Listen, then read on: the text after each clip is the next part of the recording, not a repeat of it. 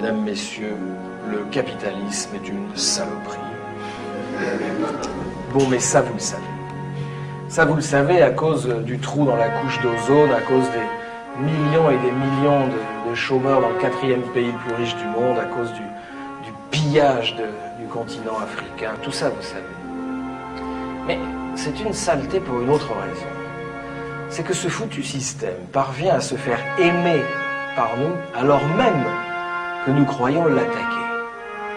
Et qu'il utilise pour ça des trucs de langage qui mobilisent notre générosité à son service. Mesdames, Messieurs, on nous a volé des mots.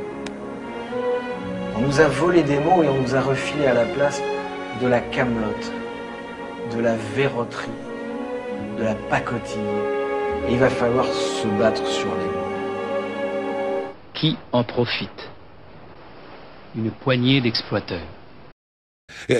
Pour revenir encore une fois à Klemperer auquel vous vous référez, c'est qu'il avait observé que la propagande nazie n'a pas été tant produite par les tracts, les discours, les affiches, enfin toutes les mises en scène connues d'ailleurs du Troisième Reich sur l'inspiration du grand Goebbels, l'irremplaçable Goebbels, mais que ça avait pénétré par insinuation, par imprégnation, par diffusion et absorption inconsciente dans ce qu'on appelait les masses, qui est pas un mot innocent non plus, celui-là. C'est ça. C'est ça. D'ailleurs, la langue du Troisième Reich, comme la langue de la Cinquième République, crée peu de mots. Ce sont des langues qui sont peu inventives, mais elles prennent certains mots et puis elles les tordent, elles les essorent jusqu'à en changer le sens. C'est le fait que, d'une part, il y a un mégaphone formidable que donnent les médias, la télévision, les journaux, qui n'existait pas jusqu'à une époque relativement récente. Quand il y avait une chaîne de télé en noir et blanc, c'était pas pareil qu'aujourd'hui. Il y a donc ce mégaphone récent.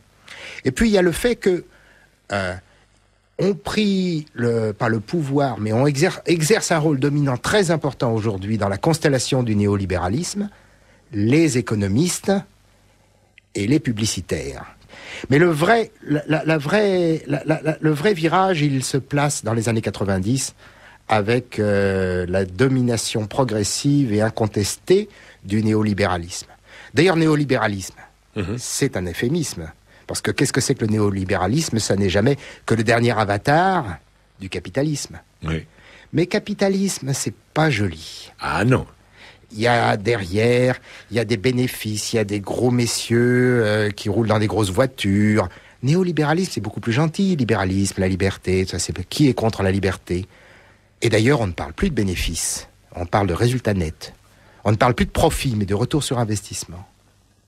Les mots ont changé. La démocratie, ça devrait être Demos Kratos, ça devrait être le pouvoir au peuple, ça devrait être notre pouvoir contre nos représentants quand on estime qu'ils nous trahissent. On en est plus que loin, on est dans le strict opposé, on est dans un régime qui ne devrait pas, que nous ne devrions pas appeler démocratie. C'est normal que les voleurs de pouvoir, c'est comme ça que je les appelle, c'est plus clair, qui sont au pouvoir, c'est normal que les voleurs de pouvoir appellent ça démocratie parce que c'est fabuleux comme idée d'avoir mis ce mot-là à l'envers en disant vous êtes en démocratie et l'avoir répété à l'école, dans les journaux, dans les livres, à tel point que nous en sommes convaincus. Moi, il y a encore 5 ans, je pensais que élection égale démocratie, démocratie égale élection. On m'a appris ça depuis que je suis tout petit.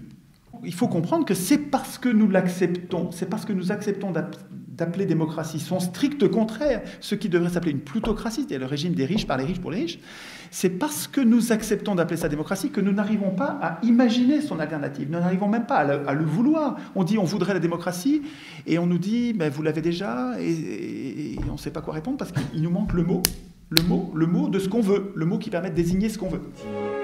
Et il va falloir se battre sur les mots.